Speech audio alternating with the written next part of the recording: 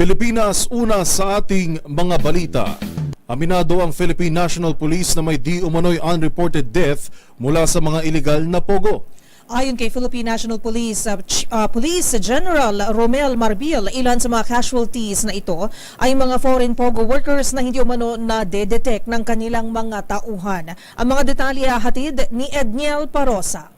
Aminado si Philippine National Police Chief Police General Romel Francisco Marbil na may mga hindi naiulat na insidente ng pagkamatay na may kaugnayan sa mga pogo. Sa pulong balitaan sa Campo Crame, sinabi ni Marbil na karaniwang mga dayuhan o empleyado ng mga pogo ang biktima sa unreported deaths na hindi umano naaamoy ng ilan nilang tauhan. Yan ang dahilan kung bakit nagbabala ang top cop na malalagot sa PNP ang mga pulis na mapapatunayang sangkot sa mga irregularidad ng nabanggit na offshore gaming operations. Sinisilip na umano ng pambansang pulisyang kapabayaan ng ilan nilang tauhang may jurisdiksyon sa naturang scam forms gaya sa Bambam Tarlac at Porac sa Pampanga. Na meron talaga. I'll just give an example in Porac, no? Bakit natin rinili po yung provincial director doon and the chief of police? Kasi may mga killings doon na hindi na imbestigan mabuti. Hindi siya kasi normal eh. Kabilang na umano sa mga iniimbestigahan ang mismong direktor ng Police Regional Office 3, si Police Brigadier General Jose Hidalgo Jr. Pero nilinaw ni Marbila na wala sa kanilang hanay ang tukoy o iniimbestigahan protektor ng mga iligal na pogo. Para sa MBC TV Network News, ito si Edniel Parosa. Sama-sama tayo, Pilipino.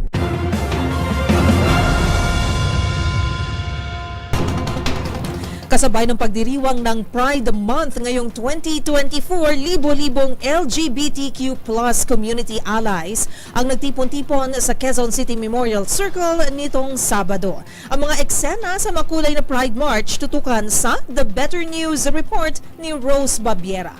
Love Laban Na.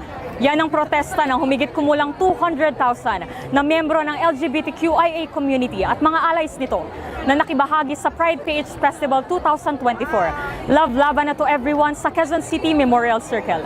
Pinaunahan ito ng lokal na pamahalaan ng Quezon City at Pride PH bilang bahagi ng selebrasyon ng Pride Month. Dalawang ruta ng parada na nagsimula sa Tomas Morato at Quezon City Hall ang nagtagpo sa Quezon Memorial Circle, kung saan isang malaking programa ang naghihintay, tampok ang ilang personalidad na bahagi at hayag na taga-suporta ng komunidad. Pinangunahan ito ng alkalde ng Quezon City na si Joy Belmonte at sa pakikibahagi ng senador na si Risa Hontiveros, pati na rin ng ilang ambassador at opisyal ng United Nations. Ang Pride March ngayong taon ay tinuturing na pinakamalaking Pride event sa Timog Silangang Asya. Ayon kay Vince Leban, convener ng Pride PH, makasaysayan ng equality movement na ito bilang show of force ng mga miyembro ng LGBTQIA community para ipakita ang kanilang pagkakaisa sa pagtataguyod ng kanilang karapatan laban sa diskriminasyon at karahasan. At ito rin ang sentimiento ng mga dumalo sa pagtitipon. Para makita rin nila na we are united as one.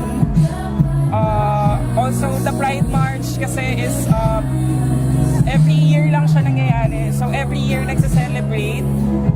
So far, lumalaki na yung community. I think we are succeeding. We are there sa pagpasa ng mga batas for LGBTQIA rights. Bagamat inabutan ng pagbuhos ng malakas na ulan, hindi nagpatinag ang mga nakilahok para ipakita ang kanilang suporta sa isa't isa. Gayunpaman, sa ngalan ng kaligtasan at bunsod ng nakompromisong stage at technical equipment, minabuti ng mga organizers ng Pride Festival na maagang tapusin ang programa. Dahil dito, hindi na nakadalo ang mga headliner artists gaya ng Nations Girl Group na Bini at ng unkabogable star na si Vice Ganda. Halo-halo naman ang emosyon ng mga nakibahagi sa selebrasyon dahil dito. Sa kabila nito, ayon sa organizers, matagumpay pa ring nairaos ang pagdiriwang. Ang Pride March at Pride Festival ay ilan lamang sa mga proyekto ng Quezon City sa mas pinaigting na paglikha ng mga safe spaces sa lungsod. Para sa MBC TV Network News, ito si Rose Babiera. Sama-sama tayo, Pilipino.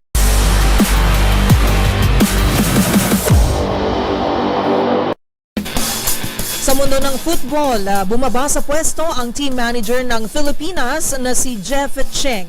Ayon sa businessman, mayroon umanong pagkakaiba sa pagitan niya at ng kasalukuyang pamunuan ng Philippine Football Federation. Ang buong detalye ihahatid ni Millie Borja. Nagbitiw bilang team manager ng National Women's Football Team na Pilipinas ang businessman na si Jeff Cheng.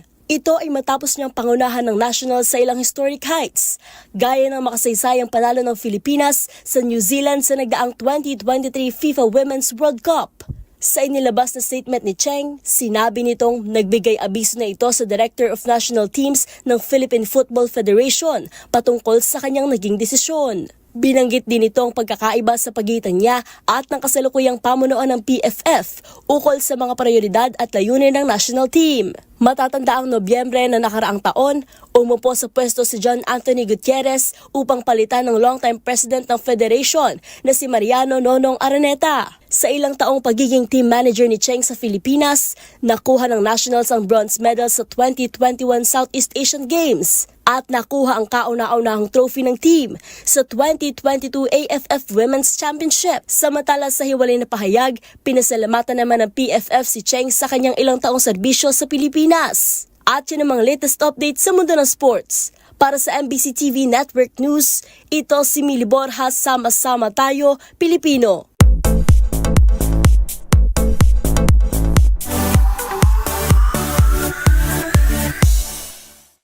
Aliwan Fiesta na talaga. Ngayong araw kasi formal nang ipinakilala ang mga kandidatang maglalaban-laban para maging susunod na reyna ng Aliwan.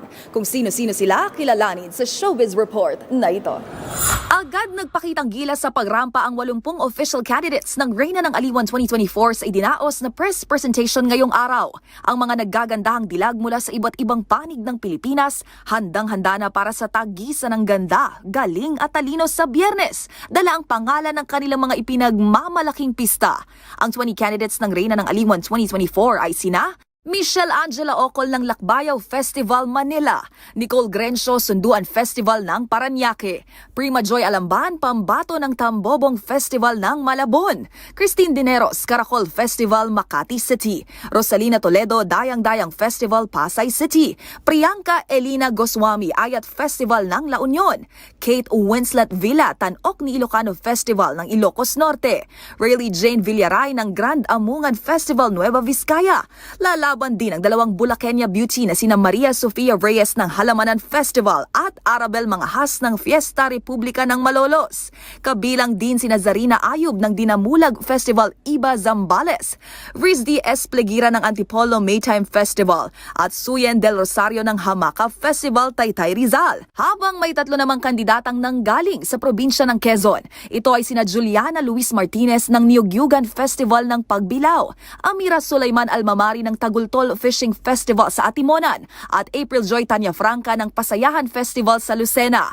Susubukan din ng Ilongga Beauty na si Angela Jed Latorre representing Dinagyang Festival na masungkit ang corona.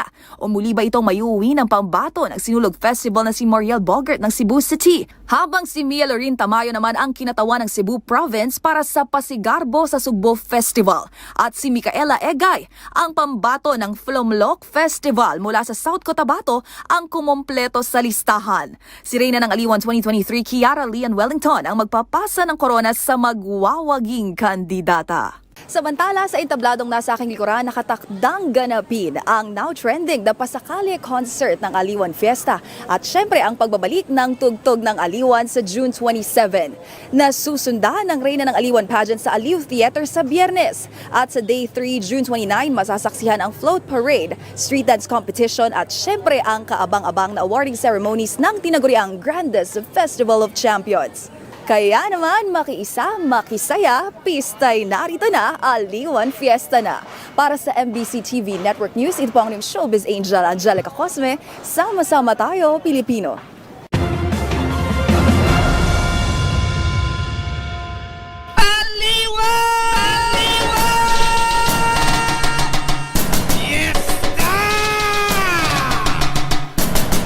Ito na nga, Miss Kay, napakalapit na.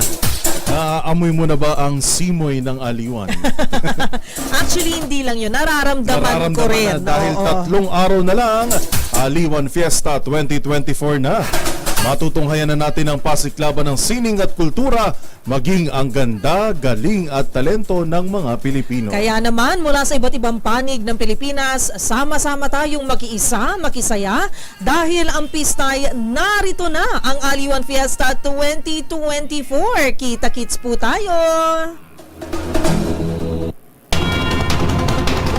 At yan po ang mga nakalap naming balita ngayong araw ng Lunes. Ako si Yuel Reyes. Uy, batiin din pala natin ang happy birthday. Happy birthday Oo. ang ating kasama.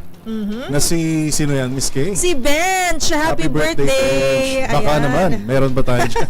Siyempre sa mother ko rin, si Nanay Nida Reyes, happy birthday Oy, happy kahapon. birthday, belated, ma'am. At ako naman po si Karen Oyong. Magkita-kita tayong muli bukas, araw ng Martes, para sa mga balitang makabuluhan, mga kwentong makapangyarihan. Hatid ang boses ng Pilipino para sa Pilipino. Ito ang MBC TV Network News. Sama-sama tayo, Pilipino.